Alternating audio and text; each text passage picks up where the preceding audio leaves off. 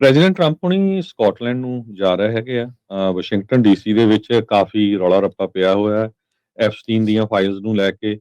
Trump administration ਵੱਲੋਂ total immigration ਦੀ policy ਨੂੰ change ਕਰਨ ਦੇ ਲਈ, ਚਾਹੇ ਉਹ H1B ਵੀਜ਼ਾ ਹੋਵੇ, ਪੋਲੀਟੀਕਲ ਅਸਾਈਲਮ ਦੀ ਨੂੰ ਟਾਈਟ ਕਰਨ ਦਾ ਵਿਸ਼ਾ ਹੋਵੇ, ਜਾਂ ਹੋਰ ਬਹੁਤ ਸਾਰਾ ਇਮੀਗ੍ਰੇਸ਼ਨ ਨਾਲ ਰਿਲੇਟਡ ਜਿਹੜੇ ਜਿਨ੍ਹਾਂ ਕੋਲ TPA ਸਟੇਟਸ ਹੈਗਾ, ਟੈਂਪਰੇਰੀ ਪ੍ਰੋਟੈਕਟਡ, ਉਹ ਉਹਨਾਂ ਦੀ ਕੈਂਸਲੇਸ਼ਨ ਨੂੰ ਲੈ ਕੇ, ਐਪਸਟੀਨ ਦੀਆਂ ਫਾਈਲਸ ਨੂੰ ਲੈ ਕੇ, ਤੇ ਜੋ ਫੈਡਰਲ ਰਿਜ਼ਰਵ ਬੋਰਡ ਦੇ ਨਾਲ ਲੜਾਈ ਚੱਲ ਰਹੀ ਹੈਗੀ ਆ, ਉਹਨੂੰ ਲੈ ਕੇ ਬਹੁਤ ਸਾਰੀਆਂ ਜਿੱਦਾਂ US ਏਡ ਏਜੰਸੀ ਜਾਂ ਹੋਰ ਗਵਰਨਮੈਂਟ ਦੀਆਂ ਡਿਪਾਰਟਮੈਂਟਸ ਦੇ ਕੱਟਸ ਨੂੰ ਲੈ ਕੇ $3.5 ਟ੍ਰਿਲੀਅਨ ਦਾ ਜਿਹੜਾ ਡੈਫਿਸਿਟ ਵਧਣਾ ਹੈ ਆਉਣ ਵਾਲੇ ਸਾਲਾਂ 'ਚ, ਉਹ ਸਾਰਿਆਂ ਨੂੰ ਲੈ ਕੇ ਉਹ ਜਿਹੜੇ ਇੰਨੀਆਂ ਕੰਟਰੋਵਰਸੀ ਚੱਲ ਰਹੀਆਂ, ਤੇ ਪ੍ਰੈਜ਼ੀਡੈਂਟ ਟਰੰਪ ਹੁਣੀ ਹੁਣ ਸਕਾਟਲੈਂਡ ਜਾ ਰਹੇ ਹੈਗੇ ਆ।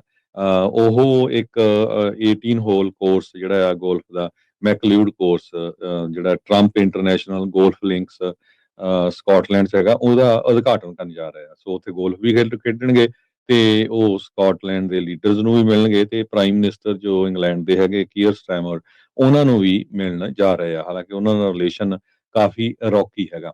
ਜਿਹੜੇ ਲੋਕ ਆ ਸਕਾਟਲੈਂਡ ਦੇ, ਉਹ ਕਹਿੰਦੇ ਵੀ ਪ੍ਰੈਜ਼ੀਡੈਂਟ ਟਰੰਪ ਨੂੰ ਬਾਹਲਾ ਜ਼ਿਆਦਾ ਜਿਹੜਾ ਪਸੰਦ ਨਹੀਂ ਕਰ ਰਹੇ ਹੈਗੇ। ਇਹ ਅਸੀਂ ਆਪਣੇ ਕੋਲੋਂ ਨਹੀਂ ਕਹਿ ਰਹੇ, ਨਿਊਯਾਰਕ ਟਾਈਮ ਅੱਜ ਦਾ ਜਿਹੜਾ ਉਹਨਾਂ ਨੇ ਕਾਫੀ ਵੱਡਾ ਆਰਟੀਕਲ ਇਹਦੇ ਸੰਬੰਧ ਦੇ ਵਿੱਚ ਛਾਪਿਆ ਹੈਗਾ। ਸੋ ਨਿਊਯਾਰਕ ਟਾਈਮ ਅੱਗੇ ਜਾ ਕੇ ਇਹ ਲਿਖਦਾ ਆ ਵੀ ਜਿਹੜੇ ਰੀਸੈਂਟ ਸਰਵੇ ਕੀਤੇ ਗਏ ਆ, ਉਹਨਾਂ ਦੇ ਮੁਤਾਬਕ 71% ਲੋਕ ਪ੍ਰੈਜ਼ੀਡੈਂਟ ਟਰੰਪ ਉਹਨਾਂ ਨੂੰ ਪਸੰਦ ਨਹੀਂ ਕਰਦੇ। ਕਹਿੰਦੇ ਵੀ ਜਿਹੜੀਆਂ ਉਹਨਾਂ ਦੀਆਂ ਪਾਲਿਸੀਜ਼ ਹੈਗੀਆਂ, ਜੋ ਜਿਸ ਹਿਸਾਬ ਦੇ ਨਾਲ ਹੇਟ ਵੱਧ ਰਹੀ ਹੈਗੀ ਆ, ਫਾਸਿਜ਼ਮ ਦੁਨੀਆ 'ਚ ਵੱਧ ਰਿਹਾ ਹੈਗਾ, ਇਸੇ ਤਰ੍ਹਾਂ ਇੰਗਲੈਂਡ ਦੇ 57% ਲੋਕ ਟਰੰਪ ਉਹਨਾਂ ਨੂੰ ਪਸੰਦ ਨਹੀਂ ਕਰਦੇ ਹੈਗੇ। ਸੋ ਬਹੁਤ ਸਾਰੇ ਜਿਹੜੇ ਲੋਕ ਆ ਸਕਾਟਲੈਂਡ ਦੇ, ਉਹ ਕਹਿੰਦੇ ਵੀ ਟਰੰਪ ਹੁਣਾਂ ਦਾ ਵੈਲਕਮ ਨਹੀਂ ਕੀਤਾ ਜਾਣਾ ਚਾਹੀਦਾ ਹੈਗਾ ਉੱਥੇ। ਸੋ ਪਰ ਉਹ 5 ਦਿਨਾਂ ਦੇ ਲਈ ਜਾ ਰਹੇ ਹੈਗੇ ਆ। ਬਹੁਤ ਸਾਰੇ ਜਰਨਲਿਸਟ ਵੀ ਉਹਨਾਂ ਦੇ ਨਾਲ ਜਾ ਰਹੇ ਆ। ਹਾਲਾਂਕਿ ਉਹਨਾਂ ਨੇ ਕੁਝ ਜਰਨਲਿਸਟ ਜਿੱਦਾਂ ਵਾਲ ਸਟਰੀਟ ਜਰਨਲ ਵਾਲੇ, ਉਹਨਾਂ ਨੂੰ ਬਲੌਕ ਕਰ ਦਿੱਤਾ ਵੀ ਉਹ ਨਹੀਂ ਜਾ ਸਕਦੇ, ਕਿਉਂਕਿ ਉਹਨਾਂ ਨੇ ਐਪਸਟੀਨ ਫਾਈਲਸ ਨੂੰ ਲੈ ਕੇ ਪਿਛਲੇ ਦਿਨਾਂ ਦੇ ਵਿੱਚ, ਤੇ ਨਿਊਯਾਰਕ ਟਾਈਮ ਨੇ ਇਹਨਾਂ ਸਾਰਿਆਂ ਨੇ ਕਾਫੀ ਸਟੋਰੀਜ਼ ਜਿਹੜੀਆਂ ਛਾਪੀਆਂ ਸੀਗੀਆਂ।